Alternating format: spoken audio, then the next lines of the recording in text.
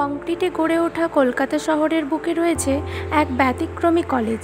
তা হলো আমাদের প্রাণের বিদ্যাভবন, রামকৃষ্ণ সারদা মিশন বিবেকানন্দ বিদ্যাভবন।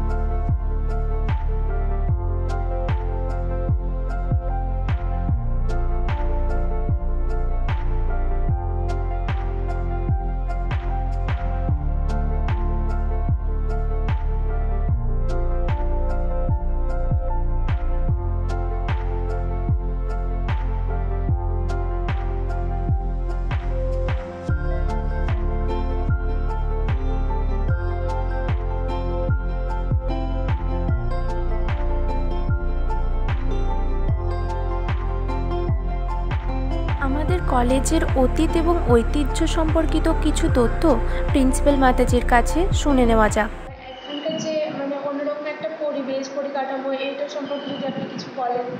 এটা তো এই প্রতিষ্ঠানের মূল যিনি প্রতিষ্ঠাতাই বলতে পারি, বা যার স্বপ্ন সংখ্যক এই প্রতিষ্ঠান, তার নাম কি বলে, যার নামে এই কলেজ, কে তিনি? স্বামী বিবেকানন্দ। স্বামীজি চেয়েছিলেন মেয়েদের জন্য সারদা মঠ, এবং তিনি প্রধানত নারী শিক্ষাকে খুব গুরুত্ব দিয়েছেন। উনি জানতেন যে মেয়েদের মুক্তি যদি কিছু খাত হয়ে আসে, সেটা শিক্ষা, শিক্ষাই মুক্তি আসবে। এবং সেই কারণে যখন সারদা মঠ প্রতিষ্ঠিত হল, সারদা দেবীর জন্ম শতবর্ষে 1954 সালে, তারপর 5 বছরের মধ্যে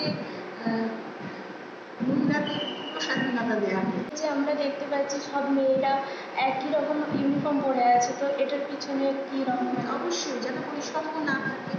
যেমন একটা কলেজে যখন বহুজন বহুরকম পোশাক পরে, তখন খুব তফাৎ করা যায় ধনী দরিদ্রকে, কার আর্থিক অবস্থা কেমন সেটা বোঝা যায়। সেটা যাতে কোনোভাবেই বোঝা না যায়, যাতে প্রত্যেকের মধ্যে একটা সমতার সামনে থাকে, সেটা এক নম্বর। দ্বিতীয় হলো যে কোনো ইউনিফর্ম আমাদের সেই প্রতিষ্ঠানের সঙ্গে একাত্মতা বোধ করা। আমি এই প্রতিষ্ঠানের অঙ্গ, এই কলেজেরই ছাত্রী, সেই বোধটা খুব দৃঢ় হয় যখন আমরা নির্দিষ্ট একটি ইউনিফর্ম, একটা পোশাকের মধ্যে একটা কোড থাকে।